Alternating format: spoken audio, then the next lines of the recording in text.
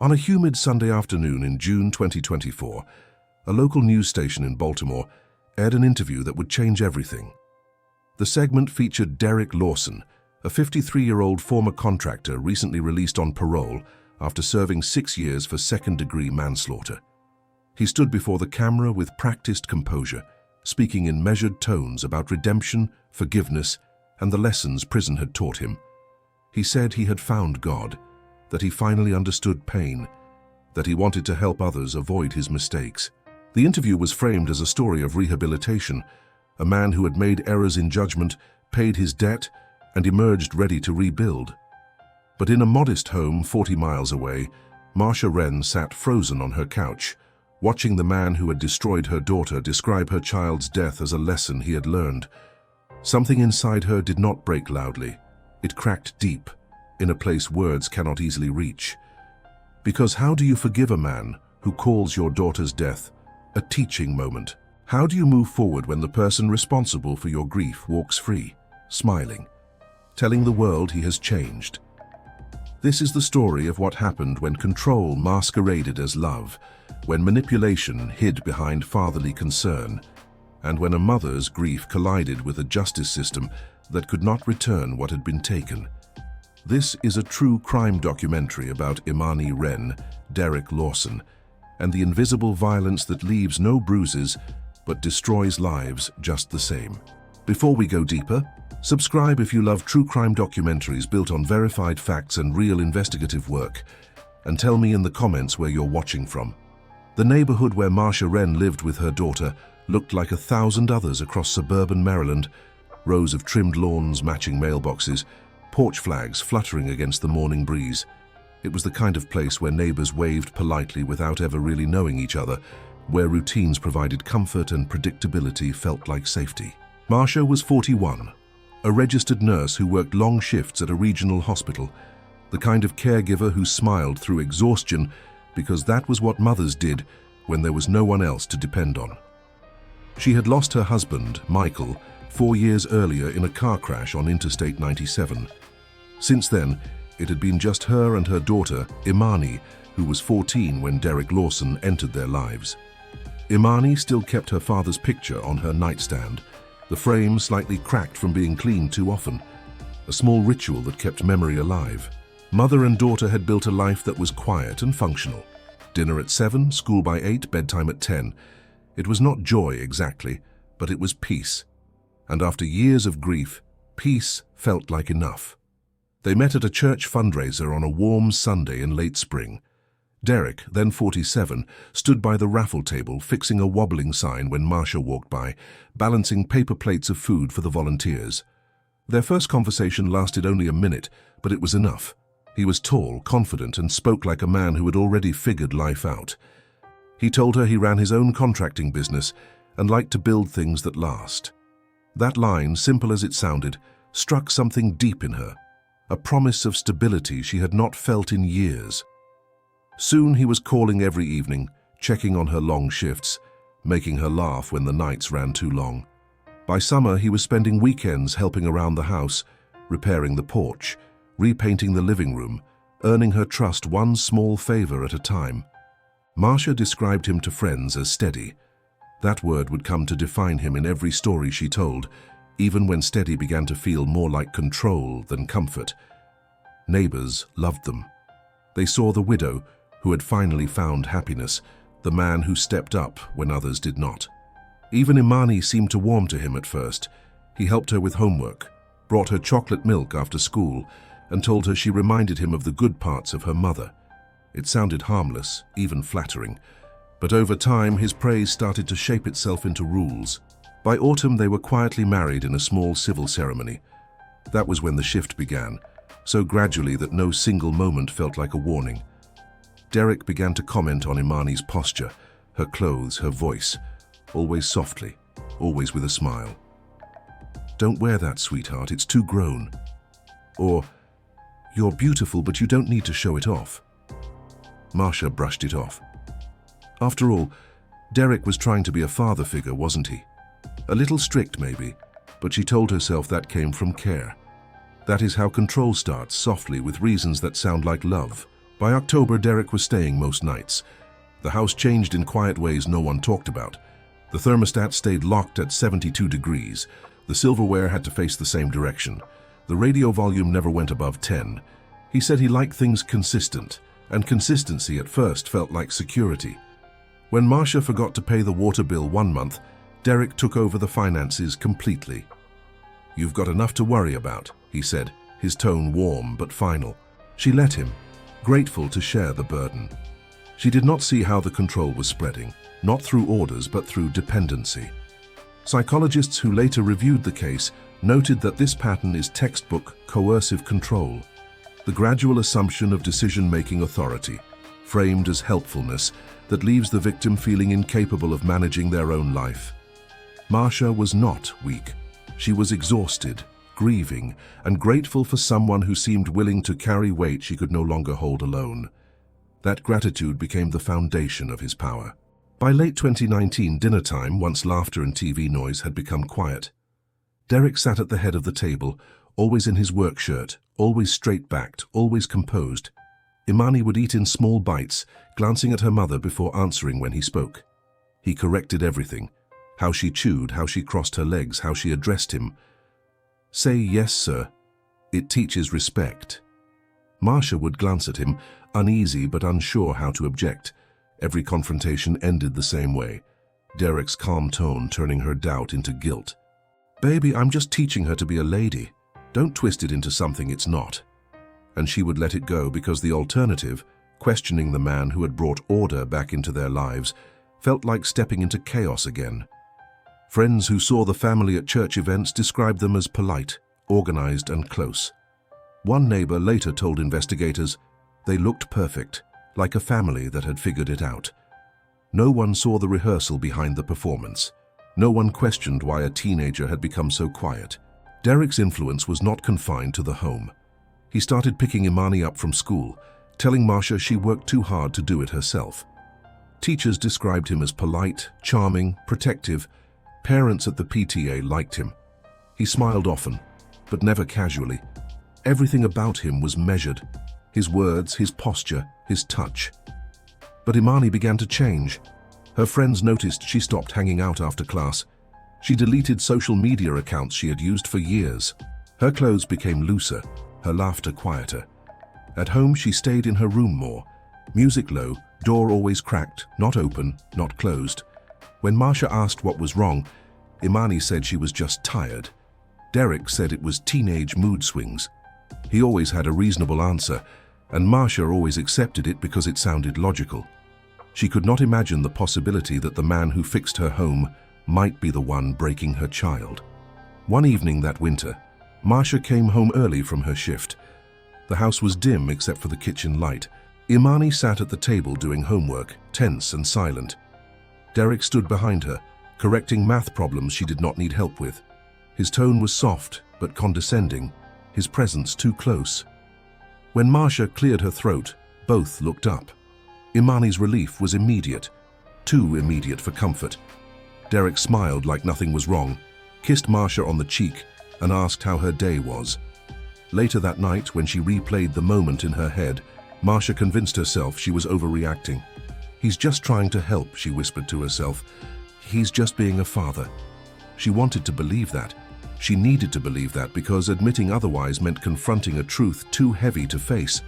Court-appointed psychologists would later testify that victims of coercive control often recognize warning signs but suppress their instincts, because acknowledging danger means accepting responsibility for acting on it, a burden that feels unbearable when you are already overwhelmed.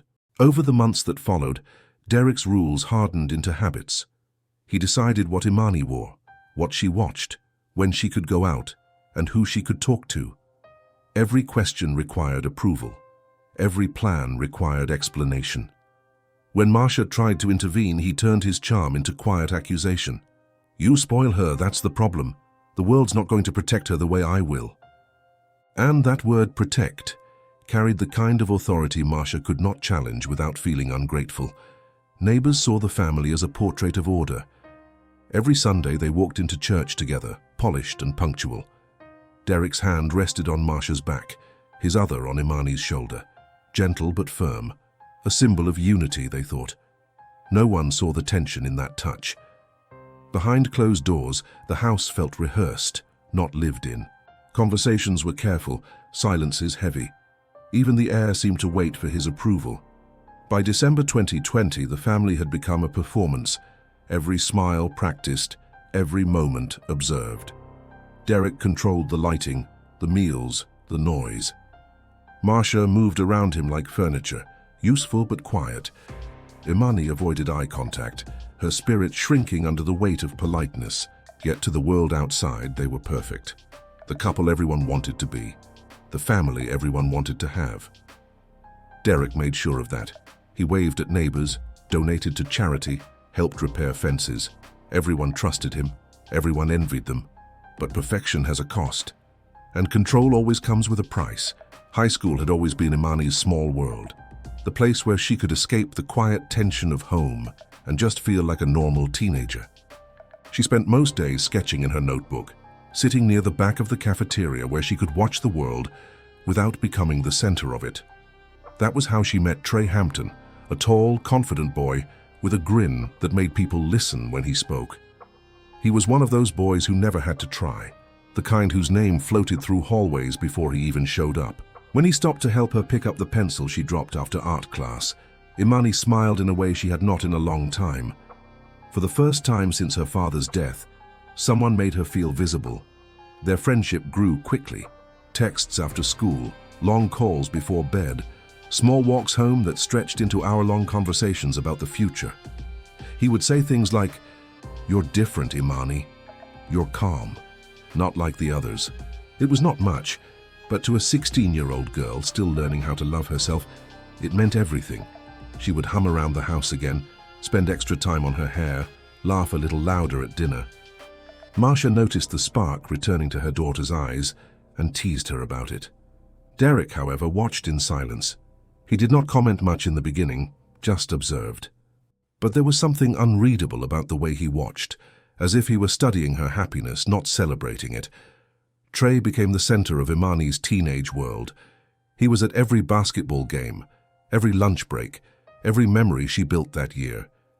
She told him secrets she had not even shared with her mother, drew his face in her sketchbook when she thought no one was looking. When she smiled, it was always because he was somewhere in her thoughts. But young love has a cruel way of teaching its first lesson. It does not end gently. It ends abruptly, and usually with words you never forget. A few months after winter break, everything changed. Trey's messages grew shorter, his calls less frequent. Then one afternoon, Imani saw him sitting in the cafeteria with another girl, older, louder, curvier. The next day he asked to talk after class. His voice was casual, his tone rehearsed. "You're cool, Imani," he said, avoiding her eyes, "but you're not there yet. You're still a kid." The words hit harder than any insult could. She blinked back tears, nodded, and walked away before he could finish.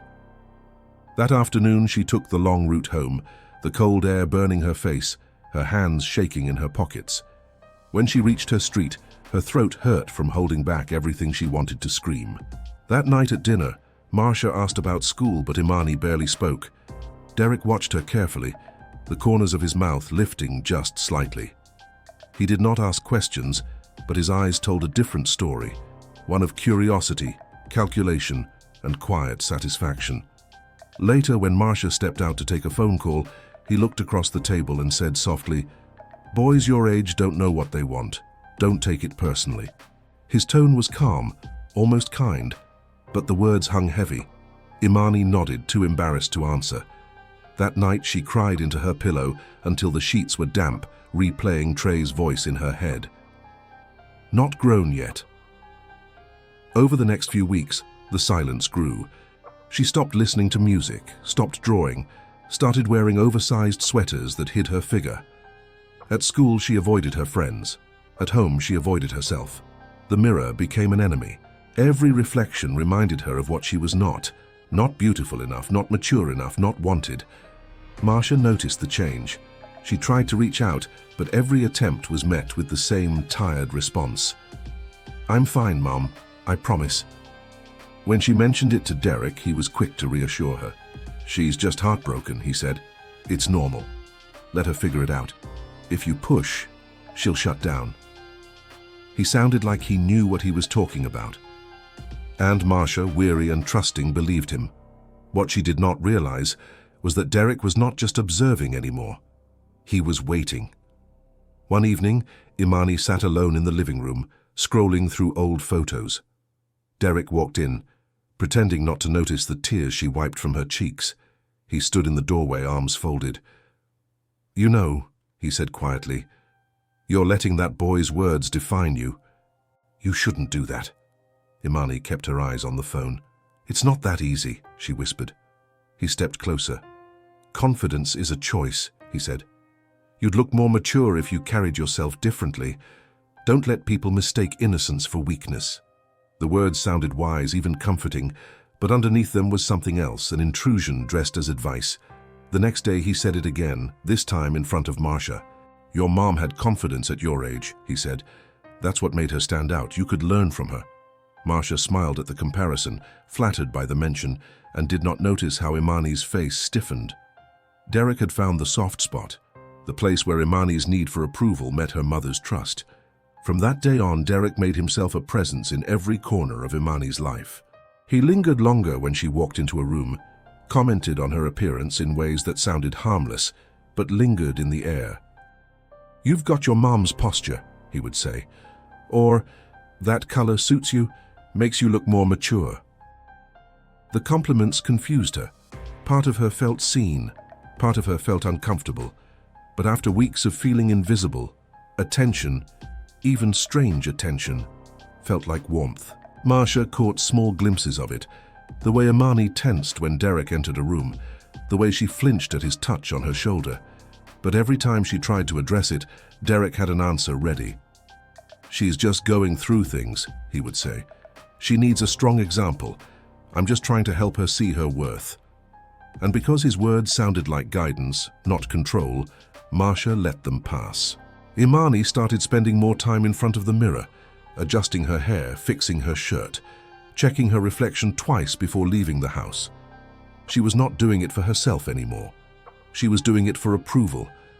The line between confidence and performance blurred so gradually that she did not notice when it disappeared completely. At school, she stayed quiet. Trey had moved on, and rumors about him and his new girlfriend made their way through the hallways. She heard them all, said nothing, and learned to smile when people looked at her. At home, Derek became her constant. He asked about her grades, her plans, her friends. Every conversation was gentle, measured, and full of praise, just enough to make her feel like she was rebuilding, even though he was the one constructing the walls. "You remind me so much of your mother," he would say. She didn't realize how beautiful she was either. The words became his signature, tender enough to sound innocent, deliberate enough to confuse her. One night while washing dishes, Marcia caught Imani humming again. For a moment she thought her daughter was healing, but when she looked closer, she saw it. The unease behind the smile, the hesitation in her movements. "Everything okay?" Marcia asked softly. Imani nodded. "Yeah, Mom, just tired." Before Marcia could press further, Derek walked in, kissed her cheek, and wrapped his arm around her waist. "You worry too much," he said lightly. "She's fine. She's just finding herself again." And with that, the subject was closed. Weeks passed, and the atmosphere in the house thickened. Not loud or violent, just quietly tense, like a storm building somewhere you cannot see. Imani kept to herself, sketching less, sleeping more, speaking carefully. Derek's presence filled the space even when he was not in the room. He had made himself indispensable, the fixer, the guide, the father figure. And both women, in their own ways, depended on him. But dependency is the first step toward control, and control never stops where it starts. At first, it looked like care. Derek's voice was calm, his words carefully chosen, his smile steady enough to silence suspicion. But beneath the surface of his fatherly advice, his language began to change. The warmth stayed, but the tone shifted. His compliments stopped sounding like guidance and started sounding like interest. He still said all the right things. "I'm proud of you. "You're growing up so fast. You remind me of your mother." But each phrase carried a new, uncomfortable weight. Imani noticed, though she could not name it. She told herself it was nothing, that she was imagining things because she had been hurt before. He had done so much for her family, after all. He was the man who drove her to school, who fixed the leaky faucet, who made her mother smile again. How could something feel wrong when he was supposed to be the reason everything felt right? That is the danger of manipulation. It does not start loud. It starts with trust. Derek began stepping into spaces that were not his to enter. Sometimes it was the hallway when she was getting dressed for bed, or the bathroom door opening without warning. He would apologize instantly, his voice soft, disarming. "Oh, sorry, sweetheart. Didn't realize you were changing." But he never rushed out. He would linger just long enough to make the apology sound hollow. His eyes would flicker to her reflection in the mirror, and before leaving, he would add something casual. "You look so much like your mom at your age," he would say with that same easy tone. That night, Imani locked her door for the first time. The next morning, Derek was waiting in the kitchen with her favorite smoothie. "Don't be so jumpy," he said, chuckling. "You're beautiful. That's not something to hide." It sounded like reassurance, but it felt like exposure. Marcia did not see any of it. Most days she was out before sunrise and home after midnight, running double shifts at the hospital. The house ran on routine. Derek's schedule, Derek's meals, Derek's control. He made sure of it. One evening, while scrolling through her phone, Imani saw Derek on the couch with his laptop open. He clicked away quickly when she entered. "What are you looking at?" she asked. He smiled. "Just reading up on cosmetic procedures," he said lightly. "Crazy what doctors can do these days." She laughed awkwardly. "You mean like surgery?" He nodded. "Yeah, sometimes people just need a little help to feel better about themselves. You'd be surprised how much confidence changes a person's life." She thought it was strange, but did not question it. He had a way of making the unusual sound reasonable. A few days later, while they watched TV, he mentioned Trey. "You know," he began, "that boy didn't leave because you weren't enough. He left because he didn't recognize what he had. People your age, they go for the loud type, the ones who make noise to feel seen." She looked down at her hands, unsure how to respond. He continued, "You're quiet, gentle. The world doesn't always notice quiet beauty. You've got to make them look twice." His tone softened. "If you had your confidence back, maybe Trey would regret it." "Confidence?" she asked. "How?" He leaned back, pretending to think. "Sometimes it's not about what you say. It's about how you carry yourself, how you look. You could make small changes, something that helps you feel grown." She frowned, uncertain. "Like what?" He hesitated, as if debating whether to continue, then said softly, "Maybe a little enhancement, like your breasts. Nothing extreme, just enough to help you feel good again." Her silence was instant, heavy. The air in the room felt wrong. She laughed it off, thinking it had to be a joke, but his face did not change. He smiled gently, reassuringly. "Relax," he said. "I'm not saying you should. I'm just saying if you ever wanted to, I'd support you. You deserve to feel beautiful." Then he stood, kissed the top of her head like a father would, and walked out. That night, she could not sleep. Every time she closed her eyes, she heard his words again. "If you ever wanted to, I'd support you." She tried to convince herself it was nothing, but she had felt the weight of his gaze, the tone of his voice.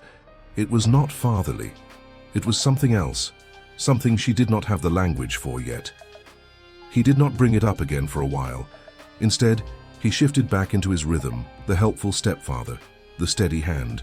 He made breakfast, drove her to school, talked about homework and goals. But the tension was still there, a quiet current running under every conversation. Then late one afternoon, she walked into the living room and saw him scrolling through photos on his laptop. The screen showed women in before and after images from a cosmetic clinic. He minimized the page quickly. "Just checking something for a client," he said.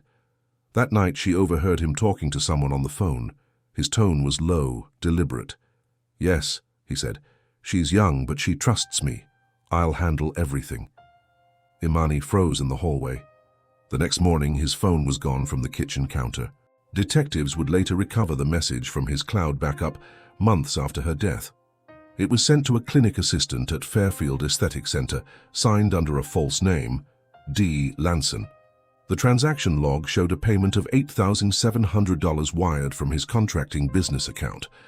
At the time, Marcia knew none of this.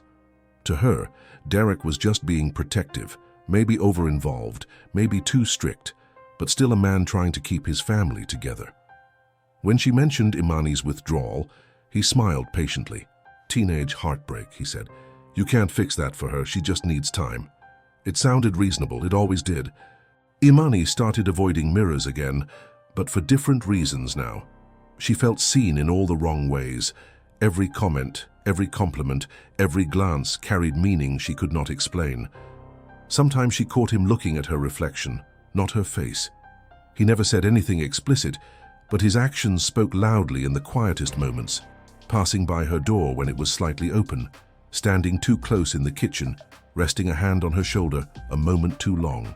Each time she froze, each time he smiled and walked away like nothing had happened, and little by little her boundaries eroded. She did not tell her mother because she did not know how to. How do you explain a threat that hides behind kindness? How do you report something that does not sound like a crime? Marcia felt the distance but could not reach through it. She would pause outside Imani's door sometimes, hand on the knob, wanting to ask what was wrong, but she would walk away, convincing herself not to overthink. She wanted peace in that house more than she wanted the truth. And Derek, always calm, always in control, made sure that peace depended on him. He would tell Marcia, "You worry too much. Let her breathe." And when Marcia agreed, he would look satisfied. Another inch of space carved out, another boundary gone. By the time spring came, Imani had stopped fighting the unease. She existed in silence, pretending everything was fine, because pretending was easier than confrontation. Derek had turned her vulnerability into dependence, her grief into compliance. He had convinced her that he understood her, that he was the only one who truly saw her pain. And she wanted to believe that, because believing anything else would mean admitting danger lived inside her own home. Forensic psychologists who later reviewed the case described Derek's behavior as a textbook example of grooming, the gradual erosion of boundaries through a combination of isolation, manufactured dependency, and the strategic use of praise and criticism to shape the victim's self-perception. He did not force Imani into submission. He built a world where submission felt like the only path to acceptance. How far would someone go to feel loved or to keep control? In that house, love had been reshaped, its meaning rewritten, its purpose twisted. And while everyone else saw a man rebuilding a broken family, the truth was far more haunting. Behind closed doors, Derek Lawson was not repairing anyone. He was constructing something entirely new, a world where he decided what love looked like, what beauty meant, and who was allowed to feel worthy. And by the time anyone noticed, the damage was already done. The house had been unusually quiet that week. Imani barely spoke, and Marcia was too exhausted to notice the silence settling like dust over everything. Derek, as always, filled the quiet with calm assurance. He cooked, cleaned, made conversation sound effortless, a man who seemed devoted to keeping the home steady. To anyone watching, he looked like the anchor, but behind every smooth gesture, there was calculation. He knew how to make his control look like care. One Friday evening, he found Imani sitting alone at the dining table, staring at her untouched dinner. "You've been quiet again," he said gently. "I'm fine," she muttered, not looking up. He smiled, the kind that made his voice sound safe. "You need a break. You've been through too much lately. I was thinking, maybe you should take a small trip this weekend, a confidence retreat. You know, just to help you feel like yourself again." She hesitated, suspicious but too tired to question him. "What kind of retreat?" He leaned forward, lowering his tone. "It's just a private weekend thing. A friend runs it for young people who need help building self-esteem. Safe space, professionals. You'll come back refreshed." He made it sound harmless, even thoughtful. When she said she should tell her mom, he was quick to dissuade her. "Let's not worry her," he said with a calm smile. "She's got enough on her plate." You deserve something just for you." It was not a request. It was an instruction disguised as kindness. Saturday morning, Marcia left early for a nursing seminar out of town, leaving Derek in charge. He packed an overnight bag for Imani, adding clothes she had not picked, telling her she would not need much. The drive was long, nearly 2 hours north toward the outskirts of Baltimore. Imani sat quietly, her fingers gripping the seatbelt. Derek kept the conversation light, music low, tone easy, pretending this was a father-daughter trip. When they finally pulled up, it was not a retreat. It was a private home, modern, cold, with tinted windows and a brass gate.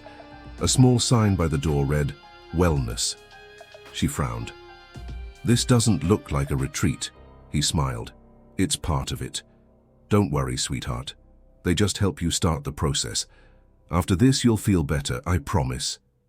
Inside, the house smelled like antiseptic and perfume. The woman who greeted them, Dr. Molina, or so she introduced herself, was polite but distant, wearing scrubs without a name tag. Her assistant, a nervous young woman named Ruth, carried a clipboard and avoided eye contact.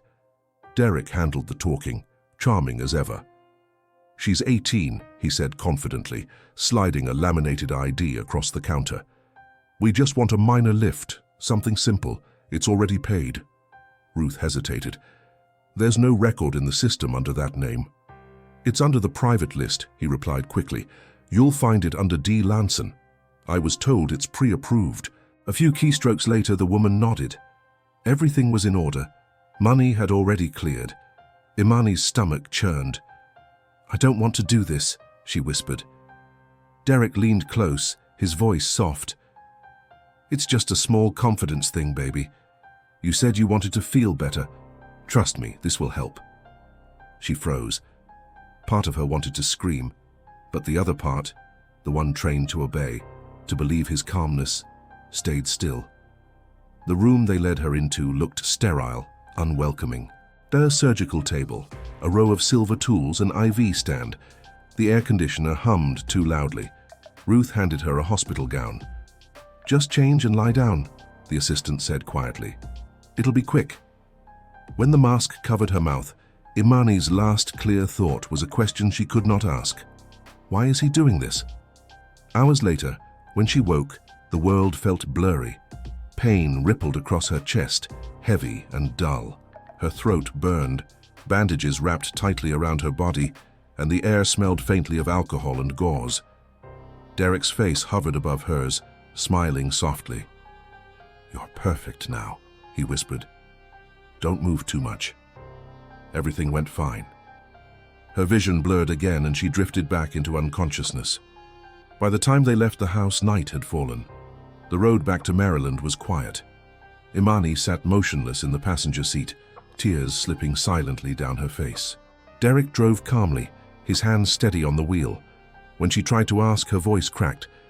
Why didn't you tell me it was surgery?" He did not look at her. "Because you wouldn't have done it," he said, "and you needed this. You'll thank me one day, you just don't see it yet." She stared at him, terrified and disoriented. He added quietly, "Don't tell your mom. She wouldn't understand. This was between us. Okay?" The words landed like a threat, wrapped in affection. When Marcia came home the next day, Imani was in her room, claiming she was sick. She wore oversized sweatshirts and avoided eye contact. Derek told Marcia she had caught a stomach bug. "She's been sleeping all day," he said smoothly. "Probably stress." Marcia peeked in briefly and saw her daughter curled under blankets, pale and weak. "Baby, do you need a doctor?" she asked. "No," Imani whispered, "just tired." And that was the end of it. Days passed. Imani barely left her room. She avoided mirrors, hid under layers of clothing, and flinched every time Derek walked by. Her chest ached from the stitches, but the pain inside her was worse. She could not tell anyone, not because she did not want to, but because she did not know how. How do you explain something that looks like care but feels like violation? At dinner, Derek's voice carried like nothing had changed. He laughed, teased Marcia, and told stories about work. Imani sat in silence, spooning her food without eating. He glanced at her once, his tone quiet but deliberate. "You're healing nicely," he said. She froze, eyes wide. Marcia looked between them, confused. "Healing from what?" Derek smiled quickly. "She's still getting over that cold, aren't you, sweetheart?" Imani nodded without speaking. Her hands shook under the table. Over the next few weeks, she grew quieter, more withdrawn. She wore baggy hoodies in the summer heat, stayed home from school, and stopped drawing completely. When Marcia asked what was wrong, Derek intercepted every time. "She's just adjusting," he said. "Teenagers go through phases." Marcia believed him. She wanted to. At work, she told a colleague that her daughter had become distant since her first heartbreak. "It's normal," she said. "Kids are different these days. They don't talk." No one saw the bruises under Imani's clothes. No one questioned the way Derek touched her shoulder or spoke in tones that sounded gentle but felt like chains. Behind closed doors, his control deepened. He decided what she wore, when she could leave, even when she could shower. He told her it was to keep the wounds clean, but it was really about power. Every decision, every gesture, every word reinforced one idea, that he owned her body now, that everything she was had been shaped by his hands. He would remind her softly, "You're mine to protect. You're special. No one else will ever care for you like I do." And because she was young, scared, and desperate to feel safe, part of her believed him. Medical experts who later reviewed the case noted that the procedure, performed in an unlicensed facility by a practitioner with a suspended medical license, carried extreme risk of infection, especially given the lack of post-operative monitoring. The clinic, which operated under multiple business names to evade regulatory oversight, had been flagged twice by state health authorities, but never shut down. Derek had researched it carefully, choosing a place that asked few questions and left no official trail. He paid in cash, used a false identity, and ensured that all communications were conducted through encrypted messaging apps that auto-deleted after 24 hours. Investigators would later describe it as a calculated act of control disguised as care, a man who believed he had the right to reshape a child's body to fit his preferences, and who used her vulnerability as permission. In the weeks after the procedure, Imani tried to carry her pain the way she carried everything else, quietly, carefully, and alone. She kept a small spiral notebook under her pillow, and at night, when the house settled into its usual hush, she wrote in short lines because long sentences were too heavy to hold. She recorded the ache under the bandages, the dizziness that came in waves, and the guilt that pressed against her chest like a second heartbeat. She wrote about the sound of his voice outside her door and the way she felt herself disappearing whenever he said her name. She told the page what she could not say out loud, because paper does not interrupt and ink does not argue, and silence for a while feels like safety. Her entries grew sharper as the days crawled forward, and the words revealed a girl trying to make sense of a life she no longer recognized. "He says I'm his everything," she wrote, "but I miss Mom's hugs. I miss when I could sit beside her without feeling like I'm lying just by breathing." A few pages later, "I can't tell her. I can't ruin her. If she looks at me and sees what he did, she'll stop seeing me at all." The sentences were simple, but the meaning was not, because she was a child trying to hold a secret that did not belong to her. And secrets like that always find a way to escape their hiding places. She tried to return to school as though nothing had changed, but everything had changed, and her body kept the score. In the gym one morning, while the class jogged slow laps and the whistle echoed off the walls, her vision narrowed, and the floor seemed to tilt, and the room slid sideways the way rooms do when the body is too tired to stay upright. She tried to steady herself with a hand to the wall, yet the wall kept moving, and then she folded to the floor without a sound. The nurse on duty, Ms. Alvarez, reached her first and held her hand the way a stranger holds a child who is not supposed to be sick. And she spoke in that calm that nurses learn to carry, and she said, "Stay with me, sweetheart," while the world came back in pieces. A call went out to the front office, and a second call went to Marcia's phone, and the message said only what it could. "Your daughter fainted, please come now." Marcia arrived with her badge still clipped to her scrub top, and the sight of Imani on the cot, pale, sweating, eyes unfocused, took the wind from her lungs. Yet she straightened her shoulders, because mothers do that. And she asked what happened, because clinicians do that. And she pressed her palm to her daughter's forehead, because love does that even when medicine cannot. Ms. Alvarez spoke gently about hydration and strain and rest, but she also used the phrase "looked like pain," and that phrase hung in the air longer than it should have. Imani insisted it was nothing, truly nothing, only a long week and not enough sleep, and she heard herself lie, and she hated herself for how easily the lie fit in her mouth. Later that afternoon, after a low-grade fever trailed her home and then spiked toward evening, Marcia drove her to urgent care, and the physician there, a soft-spoken man named Dr. Chen, examined the angry redness under the edges of the bandage and frowned the way experienced doctors frown when the story they are hearing does not match the body they are seeing.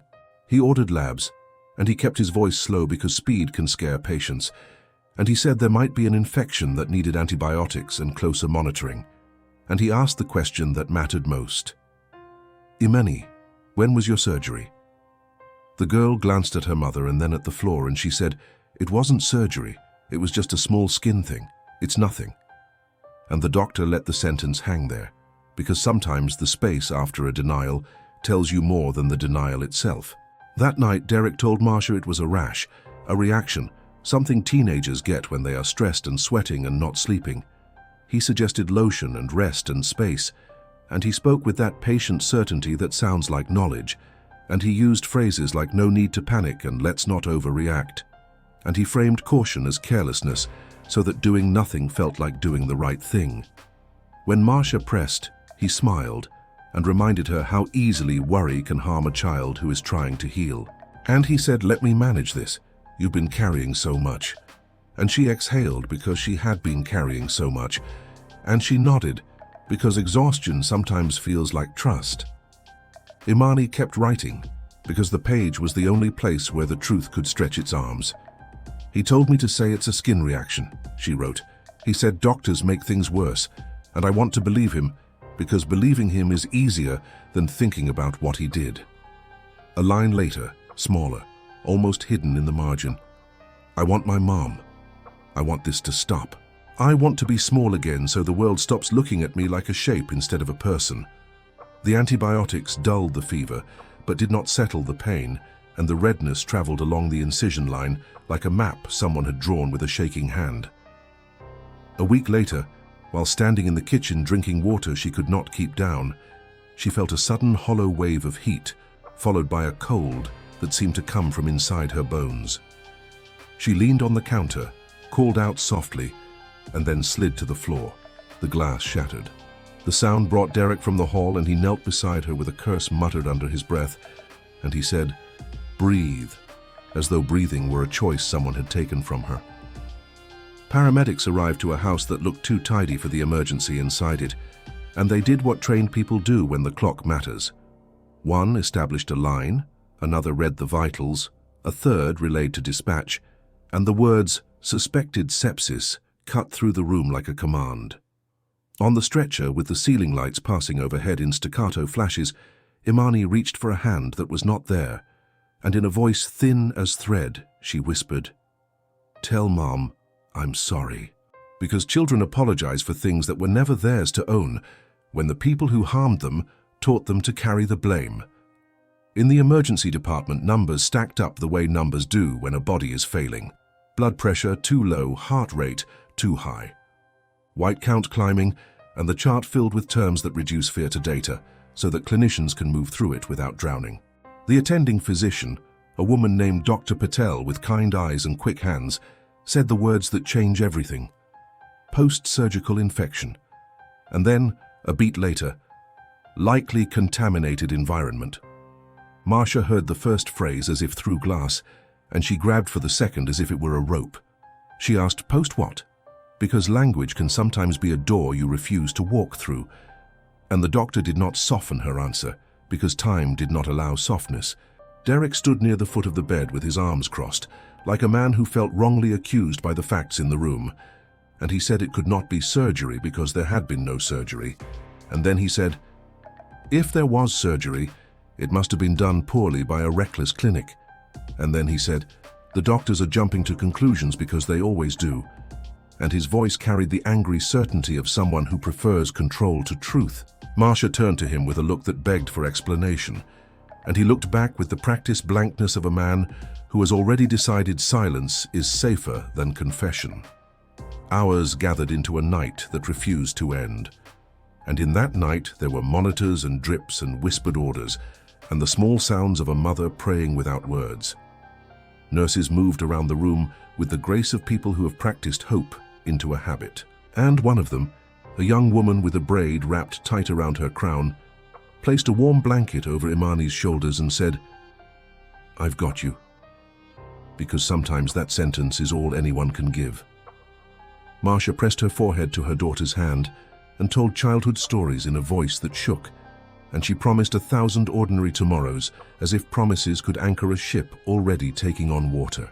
When the attending left for 5 minutes to check a lab and returned with the same measured steps, the room did not feel different, yet everything inside it was. They increased the pressors.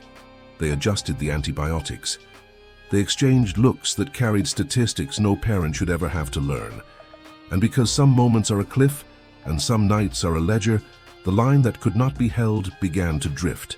And a girl who wrote small lines to keep herself from breaking slipped toward a quiet that does not require ink. When paperwork caught up to the grief, the hospital file recorded what bodies record even when mouths will not. Post-surgical complications, followed by dates, times, dosages, signatures, the formal grammar of tragedy. Derek fixed his anger on the nearest target and said the doctors had failed her, and he repeated the accusation with a volume that tried to drown out his part in the story. He said every decision had been made too late, and he insisted that if she had been left alone, she would have recovered. And the more he spoke, the more the room recoiled from the shape of his defense. Marcia asked a question that came from a place no language can soften, and she asked it with a voice that belonged to every mother who has ever stood in a room like that. She said, "What surgery?" And the way she said "what" made the walls remember a different house and a different life. And Derek, who had never run out of words before, ran out of them. Then he looked at the floor, he looked at the clock, he looked at the bed, and then at the door, and he said nothing, because nothing is what men say when truth has finally found them. Later, when the machines were quieter and the hallway lights dimmed to a mercy, a social worker sat with Marcia and offered tissues that cannot carry what they are asked to carry. And a chaplain stepped in with a prayer that tried to hold what the body could not. And a nurse placed a small plastic bag on the counter with a bracelet and a notebook and a phone inside. The objects left behind when a person becomes a record. Marcia opened the notebook with shaking hands and saw the lines that had been waiting for her, and she read, "I can't tell her. I can't ruin her." And she made a sound that does not belong to this world. In the days that followed, neighbors dropped off casseroles because food is the language people speak when words fail, and the house filled with condolences that never reached the room where the truth lived.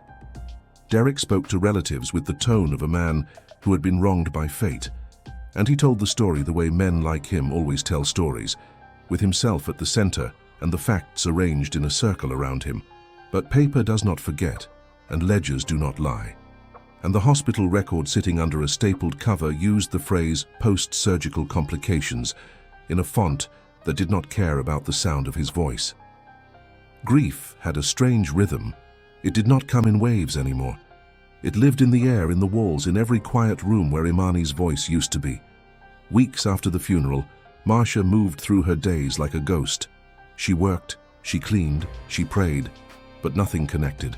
Derek carried himself with the same practiced calm, cooking dinner, mowing the lawn, speaking gently when neighbors asked how they were holding up. The house looked whole from the outside, but nothing about it was alive. Then one ordinary Tuesday morning, an envelope arrived in the mail, white, official and harmless looking, until she noticed the name on it, Imani Lawson, not Wren, Lawson, the surname of the man who had promised to protect them both. She frowned. The return address said Fairfield Aesthetic Center. Confused, she slid a knife along the edge, unfolding the paper carefully, as if afraid of what it might hold. Her stomach tightened. She called the number printed at the bottom. After 2 rings, a calm female voice answered, "Fairfield Clinic, this is Jenna speaking." Marcia hesitated. Yes, I received a bill for my daughter, Imani. She passed away recently. I'm not sure why I'm getting this. There was the sound of typing on the other end. Let me see. Yes, I have the file here. The procedure was completed in April. The remaining balance was handled by Mr. Lawson. Marcia blinked. Who? Mr. Derek Lawson, the woman replied softly. He said he was her guardian. He arranged everything. The air left Marcia's lungs. He what? I'm sorry, Ma'am. Is there a problem? Marcia ended the call without answering. For a long time she stood there with the phone still in her hand, the dial tone humming in her ear like static. Then she walked to the study. Derek's laptop was on the desk, open but asleep. The glow of the screen flickered to life when she touched the keyboard. His desktop background was a photo of the three of them, smiling, radiant, a portrait of a family that never really existed. Her fingers hovered above the keys for a long moment before she typed his password. It worked. Inside, the evidence waited for her. She found an email thread labeled Consultation Details, another labeled Final Payment Received, then a folder titled Before and After. The cursor trembled as she clicked. The first image froze her breath. Imani sitting on a clinic bed, nervous eyes fixed on the camera. The next showed her wrapped in surgical gauze. The third, bandages, bruising, IV lines, a girl too young to understand the cost of another person's decisions. Her throat closed. She kept scrolling. Each file name was a timestamp, each photo a piece of a secret life she had not been allowed to see. Then she found a PDF invoice marked Paid in Full, D. Lanson. Attached was a note from Dr. Molina. All procedures completed successfully. Client nervous but cooperative. Below it was a text message export. She's scared but she trusts me. I'll handle everything. Her heart pounded in her ears. Marcia stumbled backward from the desk, one hand pressed to her chest. For a second she thought she might throw up. Then anger steadied her like fire under ice. She gathered every printed email, every receipt, every photo, sliding them into a manila envelope. The paper crinkled in her shaking hands. When she walked into the living room, Derek was there, pouring himself coffee. "You look pale," he said, not even glancing up. "You should rest." Marcia's voice came out quiet, trembling but sharp. "What did you do to my child?" He froze mid-sip. "What?" She held up the envelope. "Fairfield Clinic. The payments, the fake name and ID, the pictures. You tell me what this is." He blinked slowly, setting down the cup. "I helped her," he said calmly. "She wanted it. She said it would make her feel better." Marcia shook her head, tears flooding her eyes. "She was 16. He exhaled as though exhausted by her outrage. "You're overreacting. I gave her what she needed. I did what you couldn't. Make her feel beautiful again." Her voice cracked. "You killed her." He did not flinch. "No," he said coldly. "The clinic did. I paid for the best. I trusted them." Something inside her broke, something that had been holding her together out of habit, not belief. She did not shout. She did not cry. She turned, walked into Imani's room, and sat on the edge of the bed. The faint scent of her daughter's shampoo still lingered in the pillow. The air felt heavier here, full of everything unsaid. For the first time since the funeral, she spoke to the empty room. "I'm sorry I didn't see it." Then she stood, took the envelope, and walked out the door. At the Baltimore Police Department, she asked to speak with a detective. Her voice did not tremble when she said, "My husband killed my child, not with his hands, but with his influence."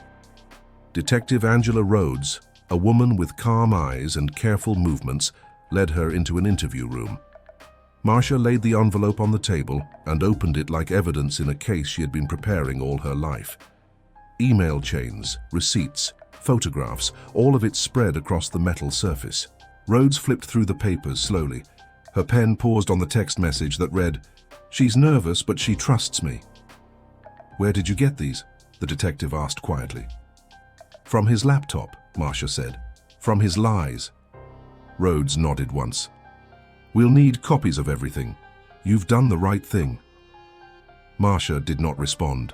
She stared at the wall, her hands folded tightly in her lap. The investigation moved faster than anyone expected. Derek's business records confirmed the $8,700 transfer disguised as a materials expense.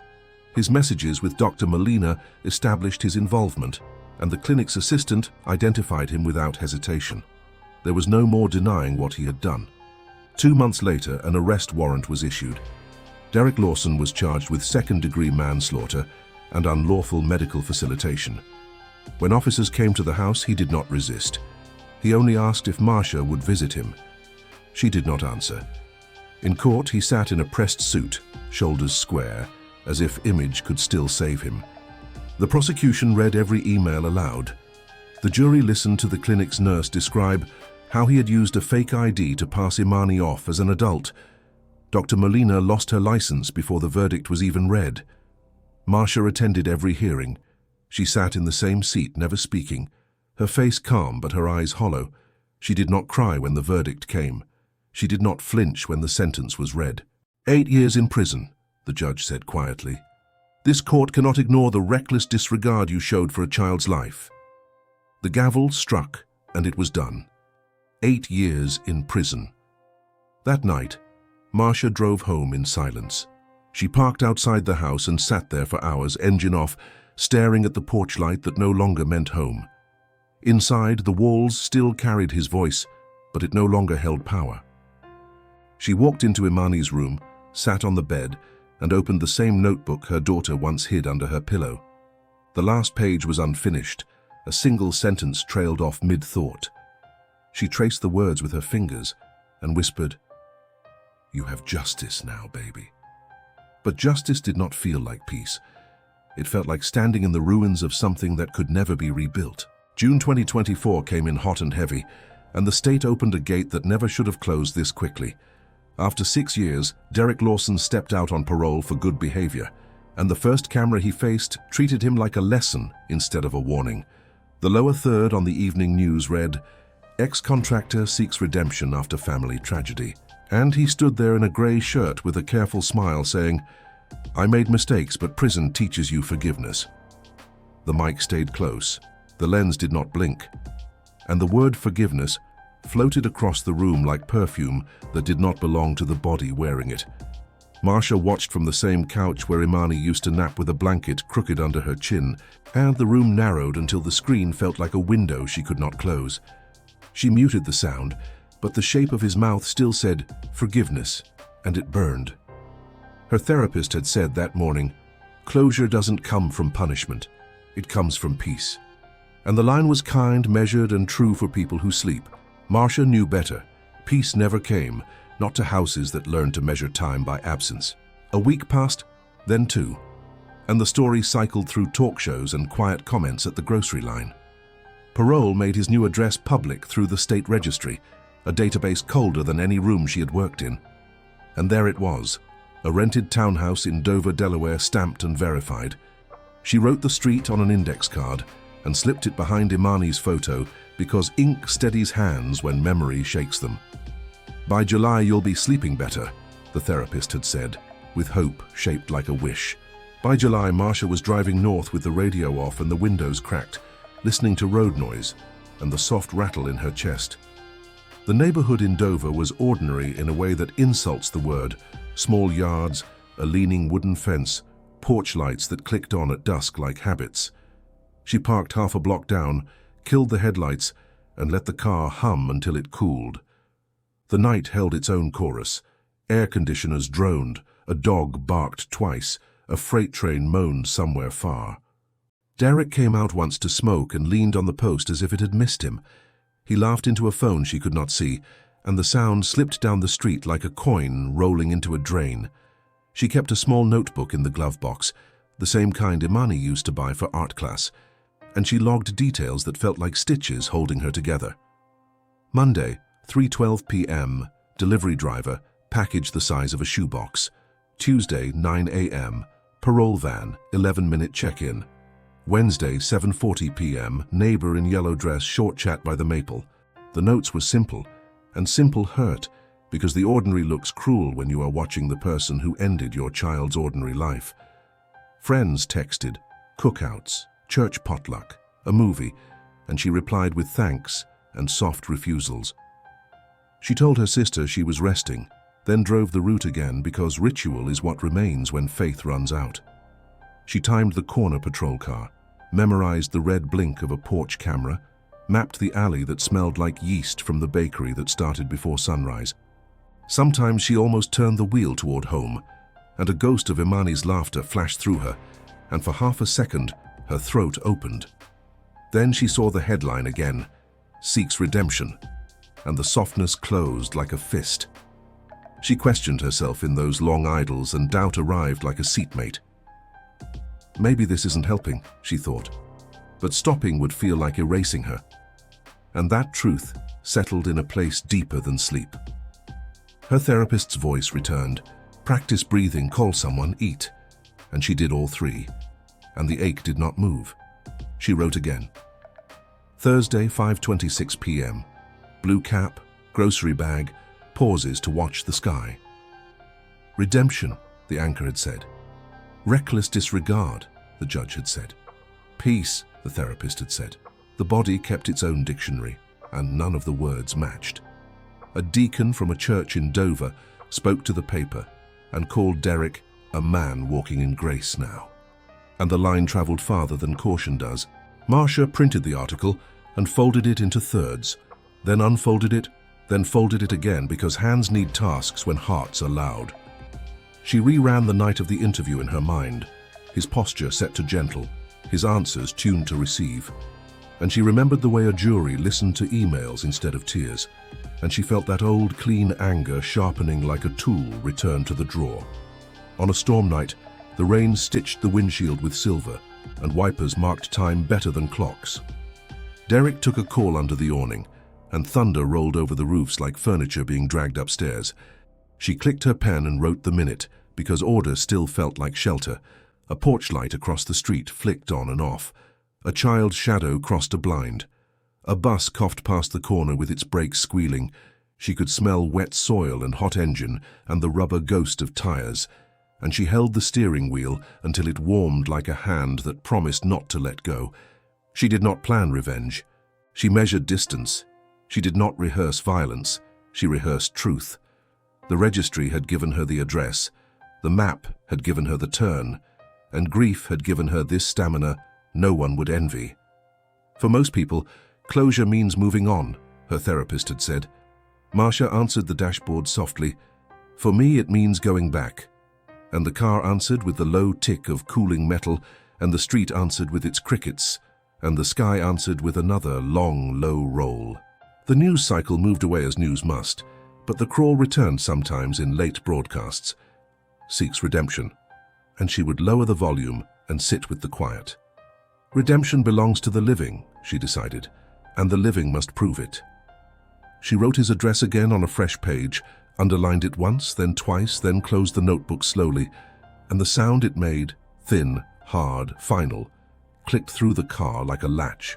She waited until the porch light darkened and the block exhaled, and in that last stillness before the hour turned, a small thing settled inside her with the weight of a vow. October 2024 cooled into short evenings, and the cul-de-sac learned her car the way streets learn a stray. For 2 weeks, Marcia returned to the same spot beneath the leaning maple, jotting his habits like a nurse logging vitals, because routines tell the truth when people refuse to. She wrote what could be timed and what could not.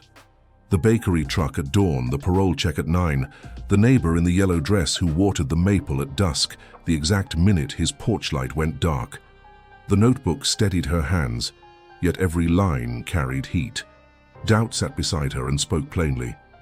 Maybe this won't help. The answer arrived quieter, but stronger. Stopping would feel like erasing her. She breathed through her nose the way she had learned in hospital halls, and she kept the pencil moving, and the ritual kept the grief from breaking its banks. When she closed her eyes, she saw a screen with his careful smile and the word redemption curling across the lower third. When she opened them, she saw a door that did not deserve a welcome mat. On the 14th night, she parked closer than usual, easing along the curb opposite his steps, until only a narrow strip of grass separated them. The moon was a thin blade. The air smelled of wet leaves and cooling engines. She touched the photo in the visor, the one where Imani's head tilted toward the camera as if laughter had just left, and she whispered, "I'm here because some words must be said out loud to exist." She watched the door breathe with the house. She listened for crickets, for a distant freight horn, for the small hush that falls before a street knows its quiet is about to end. Her heart found a slow, even count. The window motor hummed as she lowered the glass. The sound crossed the distance like a drawn curtain. The door opened.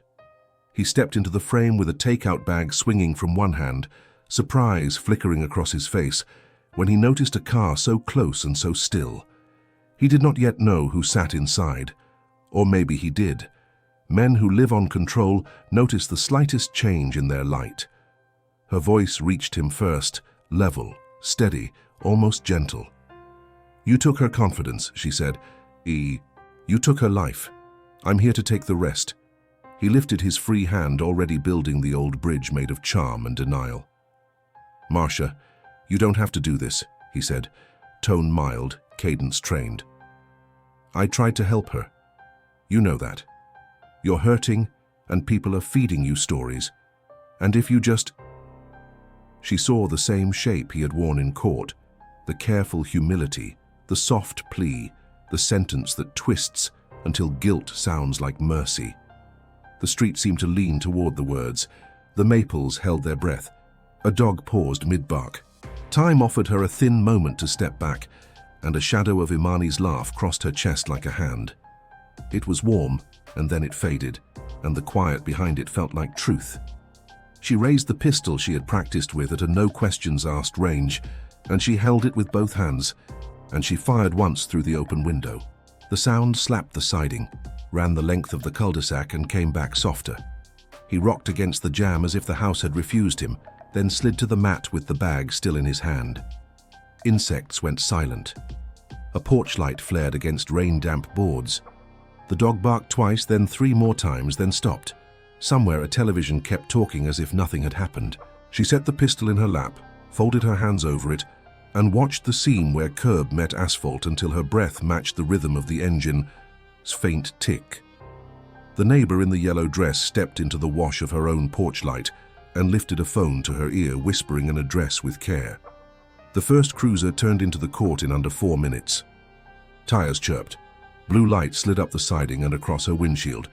2 officers approached with voices built for breaking panic into steps. She showed her hands, named the weapon, and said she would not resist. An ambulance arrived and then stood still, its doors open like hands that could not help. The paramedics moved with the plain grace of people who do difficult work. They knelt. They checked. They did not linger.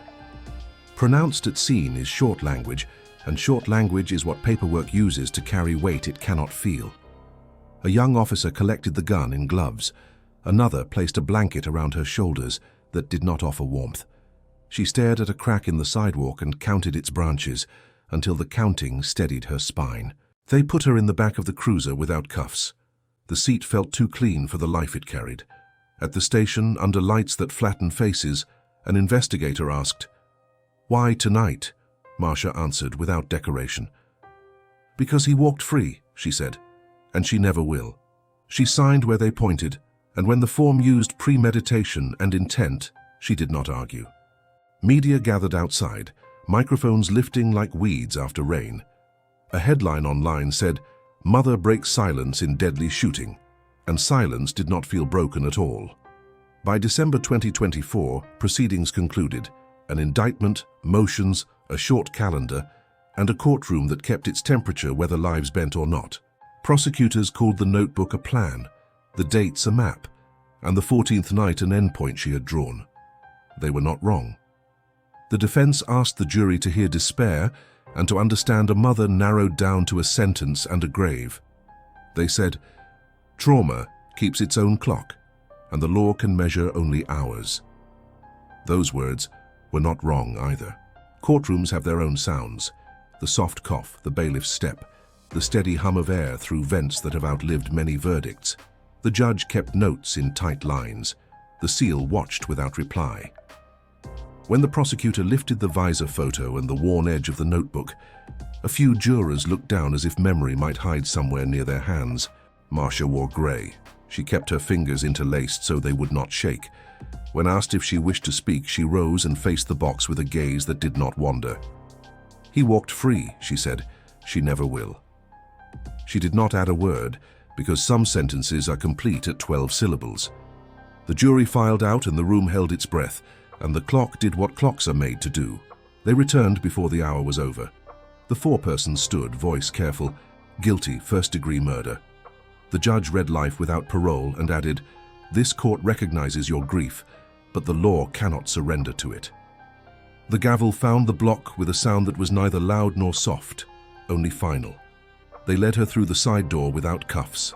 As she crossed the threshold, she thought of porch lights, notebooks, and a monitor that once counted time for her child. She thought of doors meant to welcome and the one that did not. Endings divide and divide again until only a point remains. And even a point can hurt. In the end, justice came twice, once from the system and once from the soul. And neither could return a heartbeat. A man's control stole a child's innocence, and a mother's grief stole his freedom. Between them lies the cost of silence stretched across a living room, a courthouse, and a street that looked away. The screen fades to black. Handwriting appears, slanted, and the last line she ever wrote fills the frame. "All I wanted was to feel loved again." Was this justice or just another tragedy that punishment could never fix?